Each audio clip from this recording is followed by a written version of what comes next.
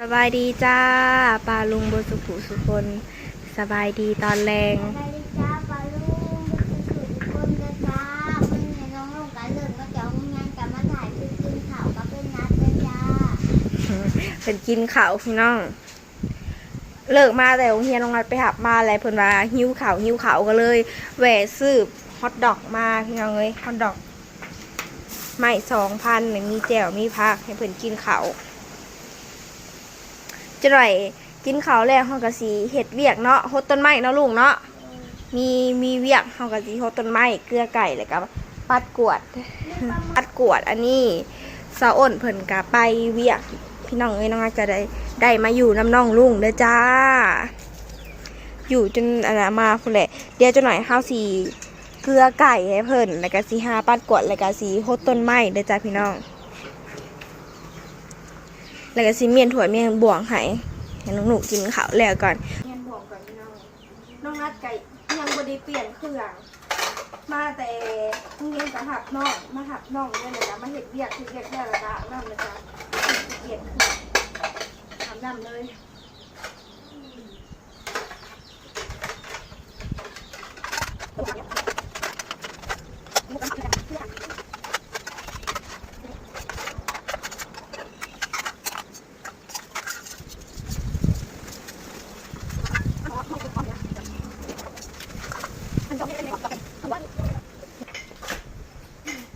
น้องลงจะกินเก่งข่าว ข้าวหน่อยกินแล้วนะคะก็สีเกลือมาเนาะสีบี้ฮอทดอกให้มาก็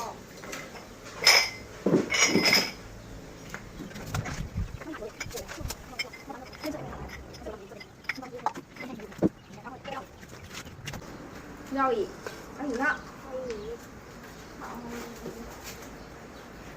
คนดีเนาะน้องลุงเสร็จอย่างไรค่ะ เรือหมา สีเกลือมาอันบอก ยาทงทองก่อน ใส่น้ำมาเนาะอ่ะนิดหนึ่งพอมันบี้ได้ใส่เป็นนัวที่ใส่เห็นไหมน้องลุงเป็นคนบี้หรือเปล่า จะใส่ ใส่ให้มันนัวดิหิวขาวแล้ว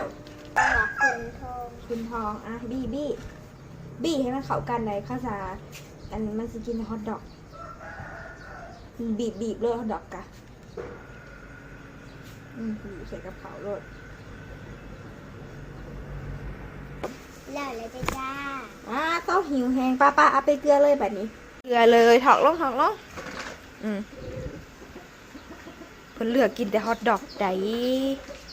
เด้ไก่ก็หิวแล้วป้าบัดนี้เฮาไปเกลือไก่ต่อน้องลุงก็สิไปเกลือไก่เด้อจ้าบัดนี้ ไก่หิวแล้ว ไก่หิวแล้วไปลงไปเอิ้นอะไรไก่เอิ้นไก่อะไรกุ๊กหวานเลยหวานแค่นี้แหละกุ๊ก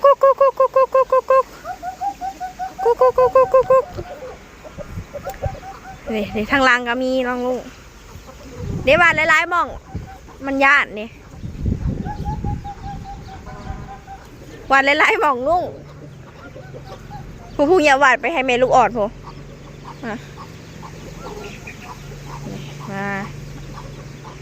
พอได้เปิดไอ้ประตูให้มันบอลุงคือมันเข่าได้เอง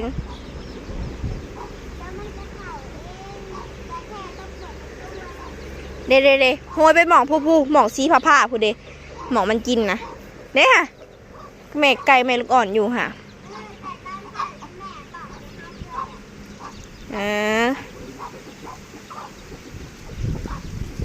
เกลือไก่ก่อนพี่น้องเลยกุ๊กมันยังย่านเฮาไปโหยให้มันเบิดแล้วเฮากับไปแบบนี้ให้มันกินปะเฮาสิไปฮดต้นไม้ต่อเนาะ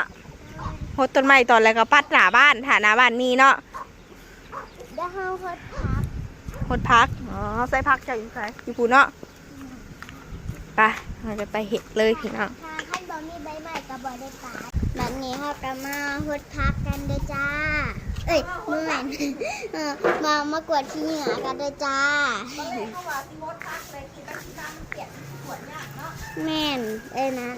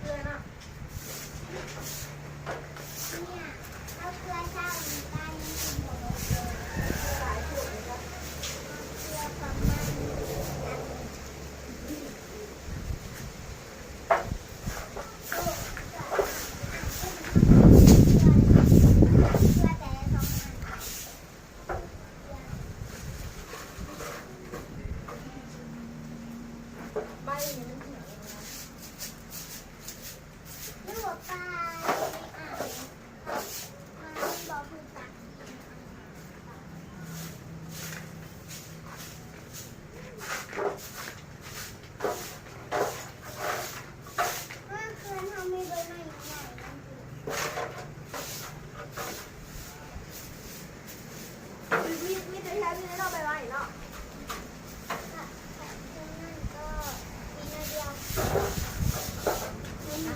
ร้อย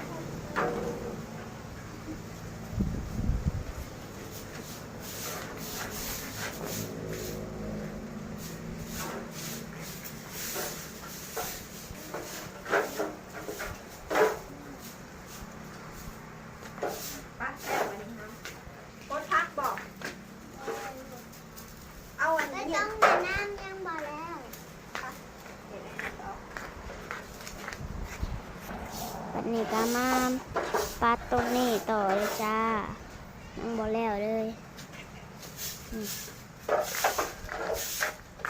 ลมแรงที่เจ้ามาเป็นมีจะลมจะเสือบอก เพื่อตั้งขึ้นมาได้เลย บอก เอาเกิดเป็นหัวสาย มันมีอยู่ในนั้นนี่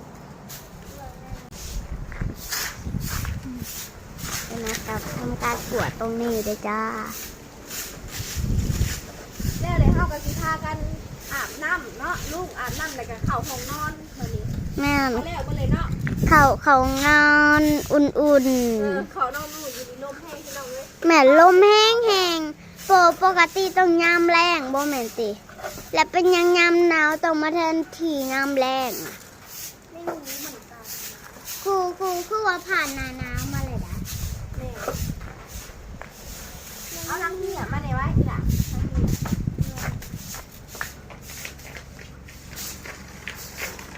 เขาเบิ่งเนอร์ผู้อื่นเช้าเขาตื่นมา เต็ม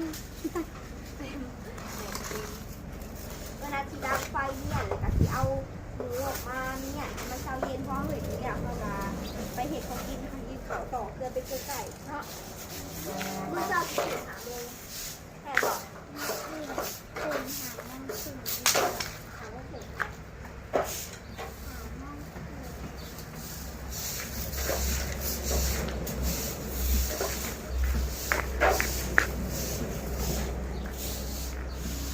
ป้ายมีแต่เกลือบ่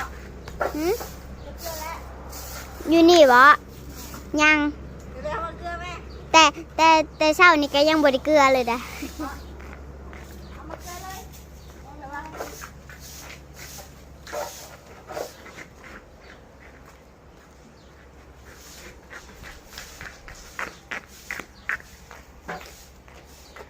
บัดนี้น้องลงกับสิเกลือปลาเลยจ้า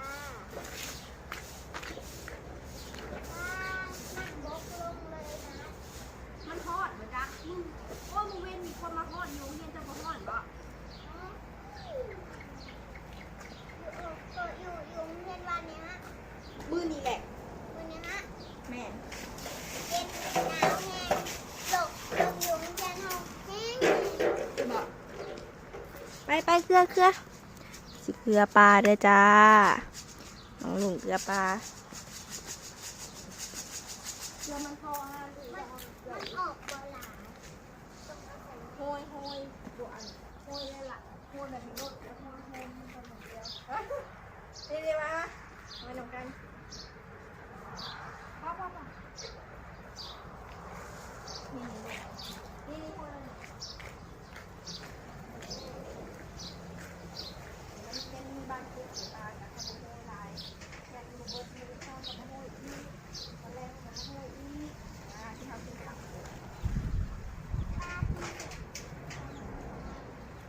ฮะแล้วเดี๋ยวเอาไปนี่ยังนี่มันเรียกเอาเบิดเลยเนาะ ขนมปังที่เขาเอาใหายปลาเบิดแบบเอาใหายไปหลาย ขนมปังเหรอ อุ้ยไข่ปลาเอ้ยดูหน่อยไข่ปลาไข่ไข่ไข่หอยใหญ่ คล้ายๆแล้วในป้ามันกินลูกนี่แต่ป้าเองงาน หน้าบอกเขาว่าหางหนังหางแกะไข่ปลาออกขา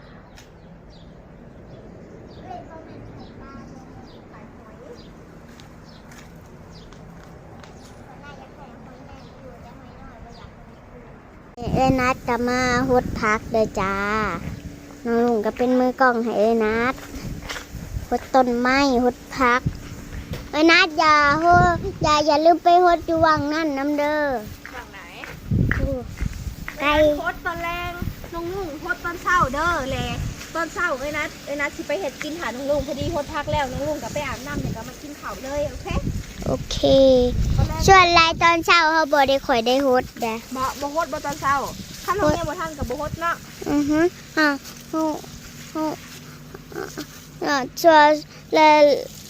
ส่วนไรเขาบ่ได้ฮดแต่ส่วนไรเขาสิฮดแต่ตอนแร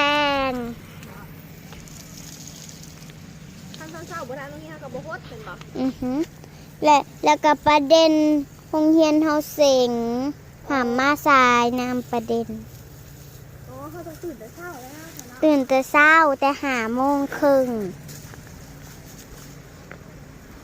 น้ำออกแห้งๆไหม แห้งติน้ำเย็นบ่ บ่นะเย็นเท่าไหร่น้ำอุ่นก็มี เปิดน้ำอุ่นให้พัก เปิดน้ำเย็นให้พักชื่นใจ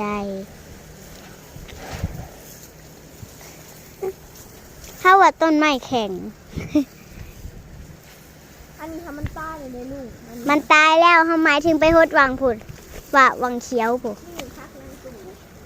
เฮ้ยเขียววังพุ่นพี่ อันนี้ก็โฮดได้มีนางตู่เหมือนกัน ทางหลังผุดเอ็นัดกันฮดพักด้วยจ้า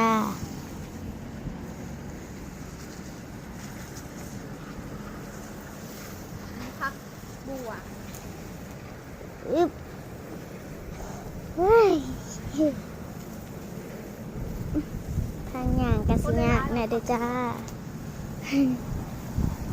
ลงถือกล้องต้องเบิ่งกล้องไปนำอ้าวโอ้ยทองทอง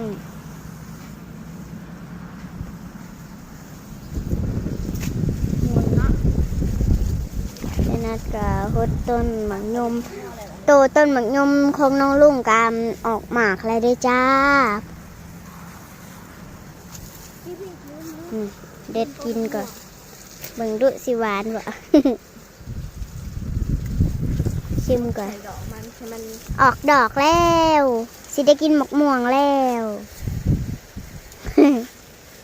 ปกนี่